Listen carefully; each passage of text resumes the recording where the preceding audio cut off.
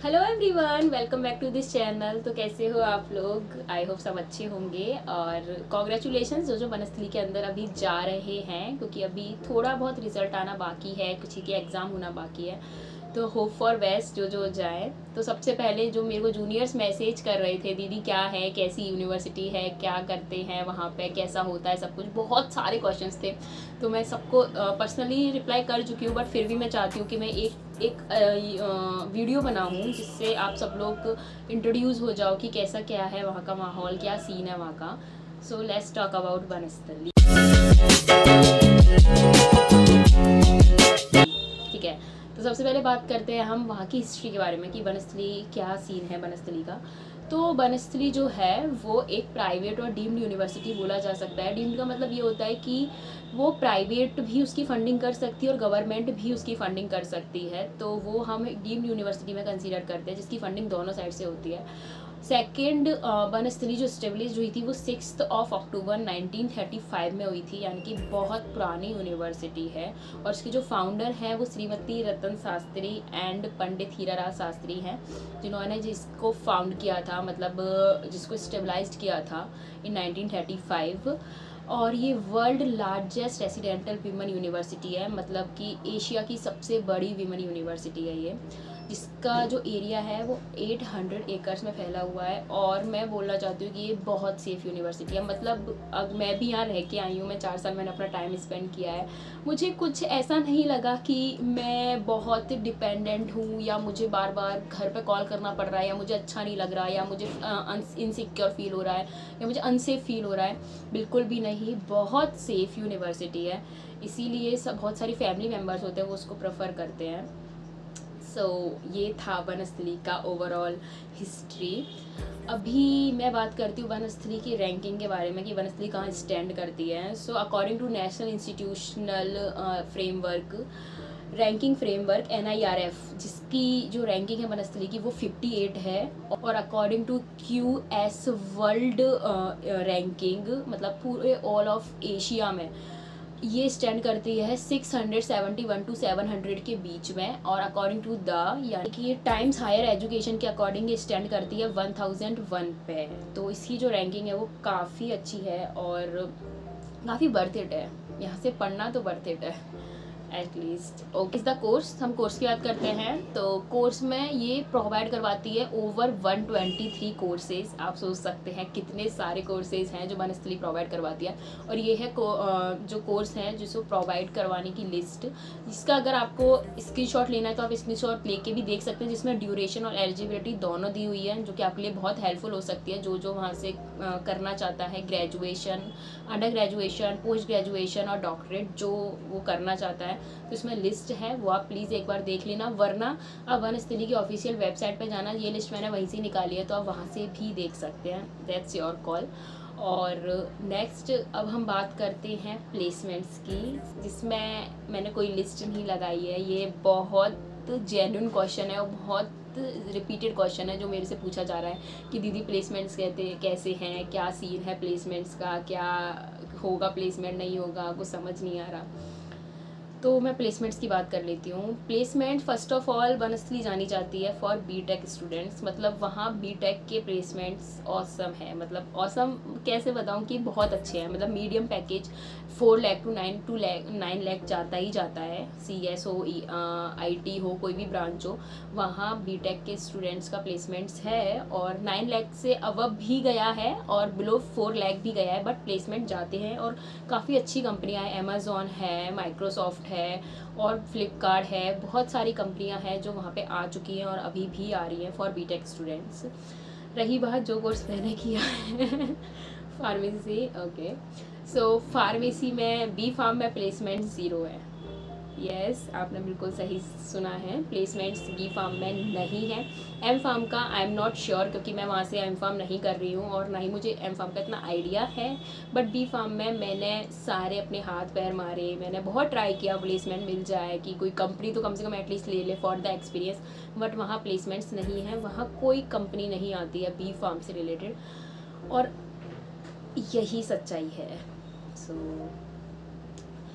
और मैं नेक्स्ट बात करती हूँ कि बहुत सारे अलग कोर्सेज हैं, जैसे BDS है, इंटीरियर डिज़ाइनिंग है, और कई सारे अलग कोर्सेज हैं, लॉ है। तो वो सब अलग अलग ब्रांच है, अलग अलग उसका डिपेंड करता है। बट इंटीरियर डिज़ाइनिंग की बात करते हैं, उसमें है प्लेसमेंट्स, उसमें कंपनियाँ आती हैं। तो क्योंकि कुछ कोर्सेज़ के बारे में मुझे पता है और बाकी सबका मैं नहीं हूँ, क्योंकि श्योर नहीं हूँ, क्योंकि मुझे नहीं आइडिया, क्योंकि सबका अलग अलग सीन होता है, सबका डिपार्टमेंट वाइज वो डिपेंड करता है। ठीक है, नेक्स्ट बात करते हैं एजुकेशन सिस्टम की, जो कि बेस्ट है। आई थिंक बेस्ट ही है। मतलब अगर बनस्थली के एजुकेशन के बारे में बात किया जाए तो वो बहुत अच्छा है। मतलब तुमको पढ़ाई पे इतना ज़्यादा फोकस करा दिया जाएगा कि आप पढ़ते ही पढ़ते रह जाएंगे। क्योंकि मैं बायो स्टूडेंट हूँ, मतलब मैं साइंस स्टूडेंट हूँ, तो ऑब्वियसली साइंस में बहुत कुछ होता है, जो चीज़ तुम्हें टर्मिनोलॉजी होती है, बहुत सारी चीज़ें होती है जो नहीं समझ में आती हैं, तुमको प्रॉपरली बैठ के समझाया जाता है कि तुमको ऐसे पढ़ना है, तुमको ये चीज़ पढ़नी चाहिए। Time to time mid term होगा, तुम्हारा सेमेस्टर होगा, तुम्हें सेमेस्टर से 2 महीने पहले फ्री कर दिया जाएगा। मई जून में आपको प्रॉपर छुट्टी दी जाएंगी फॉर द इंटर्नशिप पर्पज़। दिसंबर में आपको 3-4 दिन की छुट्टियां दी जाएंगी। तो जो एजुकेशन का रूल और रेगुलेशंस है वो काफ़ी अच्छा है, क्योंकि जिस अकॉर्डिंग हम चाहते हैं पढ़ना वो लोग वैसे ही पढ़ाते हैं। मतलब वो फ्री कर देते, दिवाली से भी 15 दिन पहले तुमको फ्री कर देंगे। नो मोर असाइनमेंट्स, नो मोर पीरियोडिकल्स, नो मोर सेमेस्टर्स, कुछ नहीं होगा दिवाली से पहले। तो काफ़ी अच्छा चीज़ है वो, कि तुम्हारे ऊपर लोड नहीं होता। जब तुम घर आते हो कम से कम तुम्हारे ऊपर ये होता है कि ठीक है तुम सब कुछ ख़त्म करके आए हो। तो ये चीज़ मुझे काफ़ी अच्छी लगी। और पढ़ाने का तरीका टीचरों का काफ़ी अच्छा है, मतलब कि तुमको समझ में आ जाएगा। बहुत कॉन्सेप्चुअल पढ़ाते हैं, बहुत अच्छा पढ़ाते हैं, और पढ़ाई पर बहुत फोकस किया जाता है। तो हमारे एजुकेशन से रिलेटेड बात हो गई। अब मैं बात करती हूँ 5 फोल्ड, जो कि मेन है बनस्थली का कोर है। 5 फोल्ड एक्टिविटीज़, 5 फोल्ड एक्टिविटीज़ का मतलब ये होता है कि आपको एजुकेशन के सिवा वहाँ पे 5 फोल्ड एजुकेशन भी दी जाएंगी। लाइक आपको कोई बास्केटबॉल, फुटबॉल, जिम हो गया, आपको थिएटर हो गया, आपको NSS हो गया, और NCC हो गया। बहुत सारे कोर्सेज हैं, मतलब मैं गिना नहीं सकती हूँ। I think according to me 25 to 30 courses होंगे जो आप ले सकते हैं, और आप 5 कोर्स ले सकते हैं एक सेमेस्टर में। तो अगर आपको सर्टिफिकेट कोर्स करना है, जैसे फ्रेंच, इंग्लिश, जर्मन, आपको जो लैंग्वेज सीखनी है आप सीख सकते हैं। फॉर्म होता है उनका, वो फॉर्म फिल करना होता है, और कंपलसरी है 5 फोल्ड लेना, क्योंकि उसके बिना आपका ऑब्वियसली डेवलपमेंट रुक जाता है। मतलब लोग पढ़ते पढ़ते रह जाते हैं, बाकी चीज़ें नहीं सीख पाते। इसलिए कॉलेज का टाइम, जो वो मैं अभी बताऊंगी शेड्यूल क्या होता है, ख़त्म होता है उसके बाद आप 5 फोल्ड में जा सकते हो।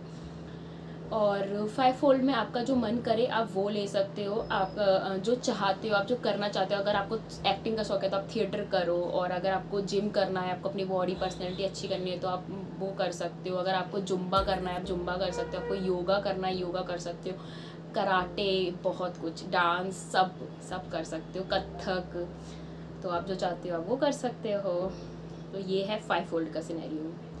नाउ अभी मैं बात करती हूँ शेड्यूल की, कि बनस्थली का शेड्यूल क्या है। और कुछ वीडियोस हैं जो मैंने पहले डाल दी थी 2023 में, जिससे आपको हेल्पफुल होगा वो, कि बनस्थली में पहना क्या जाता है, बनस्थली का खाना कैसा है, बनस्थली में एंट्री और एग्जिट कैसी है, वो मैं अपने डिस्क्रिप्शन में डाल दूँगी। तो आप प्लीज़ जाके उसको देख लेना, जिससे आपको पूरा होल आइडिया हो जाएगा कि आपको वहाँ पर सर्वाइव कैसे करना है। क्योंकि जब मैं स्टार्टिंग में गई थी मुझे कोई आइडिया ही नहीं था। मैं सीरियसली बताऊँ, जब मैं यूट्यूब भी खोल के देखती थी तो मेरे पास वीडियोज़ भी नहीं थी देखने के लिए।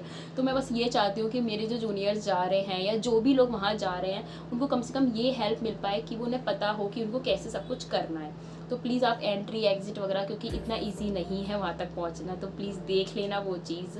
मैंने उसमें पूरा डिस्क्रिप्शन दे के रखा है, ठीक है। सो अभी हम नेक्स्ट बात करते हैं, वो है शेड्यूल के बारे में, कि बनस्थली का शेड्यूल क्या रहता है, कैसे रहता है, ठीक है। सो बनस्थली का शेड्यूल है सुबह 9 से लेके दोपहर 1 बजे तक क्लासेस होती हैं। 1 से 2 लंच होता है। देन जिसकी लैब है वो लैब में जाता है 2 to 5, जिसकी क्लासेस है रिपीटेड तो वो 2 to 5 क्लासेस में जाता है, राइट। तो प्रॉपरली 9 to 5 शेड्यूल होता है बनस्थली का। और उसके बाद आप अगर फ्री हो तो अब आपकी होती है 5 फोल्डेड एक्टिविटीज़, जो कि 6 बजे से स्टार्ट हो जाती हैं और आई थिंक 8-9 बजे तक रहती हैं। और ऐसा नहीं अगर आपने 5 कोर्सेज लिया तो पाँचों को एक ही दिन क्लासेस होंगी, ऐसा नहीं होता। अलग अलग डे अलग अलग आप जा सकते हो और कंपाइल अप कर सकते हो अपनी एक्टिविटीज़ को, क्योंकि एक्टिविटीज़ के भी एग्ज़ाम्स होते हैं और उसमें भी बहुत फोकस किया जाता है। ऐसे देखा जाता है कि कौन बच्चा कब आ रहा है, ये वो बहुत कुछ होता है, तो उसको भी आपको ध्यान देना होता है। तो वो 5 बजे के बाद आप अपनी 5 एक्टिविटीज़ में जा सकते हो। ऐसा नहीं है कि आप 5 बजे आ गए हो, उसके बाद आपके पास काम नहीं है या फिर आपको कुछ करने को नहीं है। बहुत कुछ है बनस्थली में। आपने 5 लिया है तो आप तो फ्री ही नहीं हो, मतलब आप 10 बजे तक प्रॉपर बिजी हो, फिर शाम रात में आप खाना खा के आपका जो करना है वो कर सकते हो। सो ये था पूरा शेड्यूल के बारे में। बाकी मैं अगर अपना एक्सपीरियंस सुनाने बैठी तो वो बहुत बड़ा है, क्योंकि मैंने बहुत टाइम स्पेंड किया है। मतलब मेरा फर्स्ट ईयर कोरोना में था तो मैं घर पे थी, फिर मैं गई सेकंड ईयर में, तो मेरी कहानी बहुत अलग है। मतलब मैं जब गई तो मुझे लगा यार मैं बहुत अकेली हूँ, मुझे मेरा कोई दोस्त नहीं है, क्योंकि फर्स्ट ईयर में सबने अपने अपने दोस्त बना लिए थे। और क्योंकि मैं एज अ जूनियर आपसे बात करना चाहती हूँ, क्योंकि जब आप लोग जाओगे ना तो यही होता है, कोई दोस्त नहीं होगा, ऐसा लगेगा कि यार कैसे रहेंगे, कैसे कर पाएंगे। मैंने भी यही सब कुछ सोचा था कि मेरे को लगा मैं नहीं कर पाऊँगी। फिर मुझे वहाँ जाके बहुत सारे अपनी वाइफ से मिलते हुए दोस्त मिले, बहुत अच्छे दोस्त मिले। मैंने मेरे काफ़ी सारे ब्लॉग होंगे जिसमें वो सारे लोग ऐसे मस्ती कर रहे हैं, मजाक कर रहे हैं। और कुछ दोस्त ऐसे हैं जो बहुत ख़ास हैं, वो भी बने मेरे। बोलते हैं ना कॉलेज की दोस्ती बहुत स्पेशल होती है, वो है मेरे साथ। तो वो सब आपके बन जाएंगे। आप लोग बिल्कुल भी ये मत सोचना कि यार अब हम कैसे रहेंगे, बनस्थली बहुत अजीब यूनिवर्सिटी है, यहाँ पे नहीं रहा जाएगा, सर्वाइव नहीं किया जाएगा, बहुत गर्मी है, बहुत। आई नो, मैं सब जानती हूँ। मैं वहाँ जब जाती थी तो मुझे गुस्सा आता था कि यार कैसे होगा, इसके अंदर जाएंगे कैसे, और बहुत हैक्टिक है यार, इतना सारा सामान ढो के पैदल चलो, ये करो वो करो। बट अब मैं रिवाइज़ करती हूँ ना अपने ब्लॉग्स देख के, यूट्यूब की वीडियोज़ और बहुत कुछ देखती हूँ, अपने गैलरी खोल के देखती हूँ, तो लगता है यार अब नहीं जा पाएंगे, मतलब ख़त्म। वो भी बहुत अच्छा टाइम है। मतलब आप अगर इंजॉय करना चाहो ना तो बहुत सारी चीज़ें हैं वहाँ पे जो आप इंजॉय कर सकते हो, अपने खुद के साथ, अपने दोस्तों के साथ अपना फुलफिल कर सकते हो जो भी आप चाहो। So I think covered all the things related to Banasthali. मतलब मैंने शायद कुछ नहीं छोड़ा है। और अगर बाई एनी चांस को छूटा हो या फिर तुम चाहते हो कि कुछ मैं ऐसा बताऊं जो आपको जानना है स्पेशली, तो प्लीज़ मुझे कमेंट सेक्शन में डाल देना, ऐड कर देना कि दिस आपको ये इस चीज़ की ज़रूरत है। मैं पक्का ब्लॉग बनाने का ट्राई करूँगी, मतलब मैं ब्लॉग बनाऊँगी डेफिनेटली। तो प्लीज़ कमेंट मी डाउन। और अगर ब्लॉग अच्छा लगा हो तो please like, share and subscribe my channel. और कुछ भी डाउट हो तो प्लीज़ बता देना। मेरा इंस्टा अकाउंट मैं आपको दे देती हूँ। So that's my Insta account, follow me and take care guys, bye bye.